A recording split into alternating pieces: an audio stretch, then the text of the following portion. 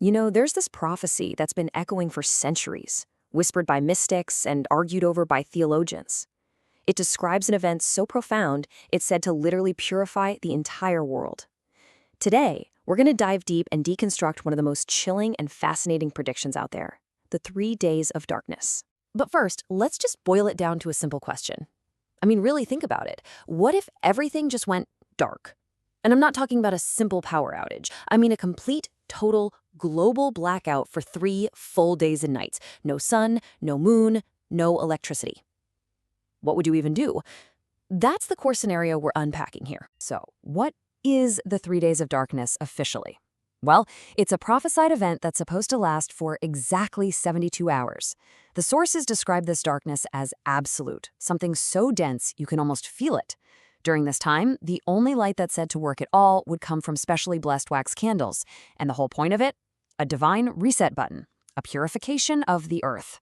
To really get our heads around this, we're going to break it down. First, we'll explain the prophecy itself. Then, we'll dig into its ancient roots and what's supposed to cause it. After that, we get to the really wild part, the specific survival rules. And finally, we'll look at what's said to happen afterward and the debates that are still going on.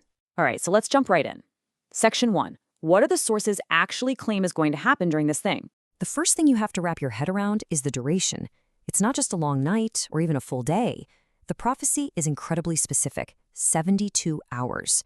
3 full days, 3 full nights. Just try to imagine the entire planet's rhythm just stopping, suspended in this unnatural, unbroken darkness for that long. And this is where it gets really weird. We're not just talking about the absence of light.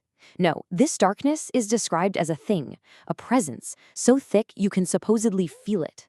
All electricity, gone. No light, natural or artificial, is said to work at all.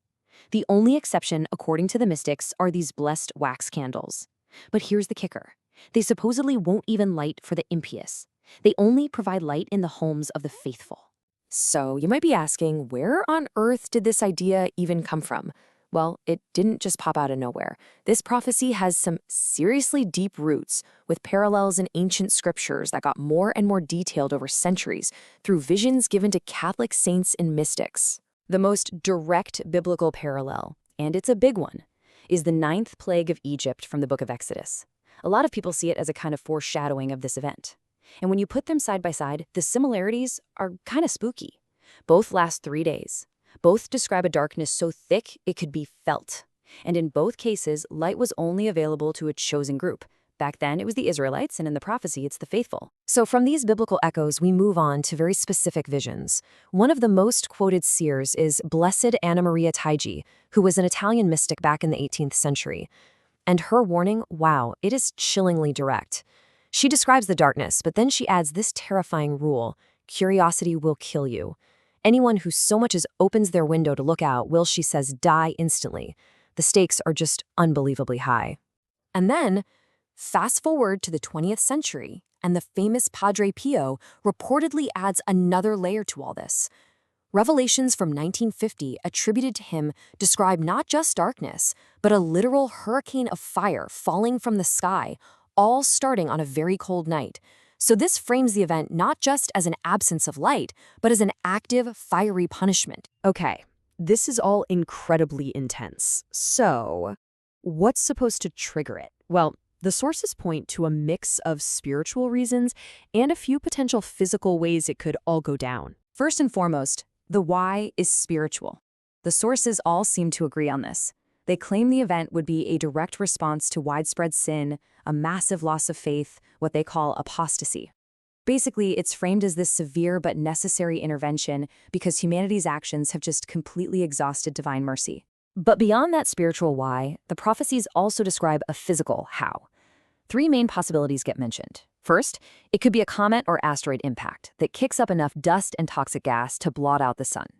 Second, it could be a massive solar flare, something like the Carrington event back in 1859, that causes a total global electromagnetic shutdown.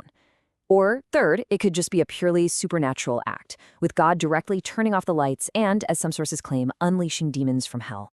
All right, this leads to the big question, right? If this thing were to happen, how would anyone get through it? And this is where the prophecy turns into a very clear, very stark instruction manual. The survival guide that comes out of these prophecies is, well, it's very specific. Step 1, stay indoors. Lock and cover every single window and door. Step 2, resist all curiosity. Don't look out and don't listen to any voices you hear. Step 3, only use blessed candles for light. Step 4, pray constantly. The rosary is mentioned a lot. And finally, step 5, which is described as the most important rule of all, be in a spiritual state of grace, because that is your ultimate protection. And you might be thinking, wow, that sounds intense. Well, there's a reason the rules are so strict. According to these visions, the world outside is going to be a scene of absolute horror. Demons will be let loose from hell. They'll even imitate the voices of your own family to try and trick you into going outside. The air itself is supposed to become poisonous, filled with deadly gases, all while violent storms and earthquakes shake the planet. The message is crystal clear. Stay inside and pray. Okay, so after 72 hours of that, what happens next? The prophecy doesn't just end with destruction. It actually describes a radically changed world.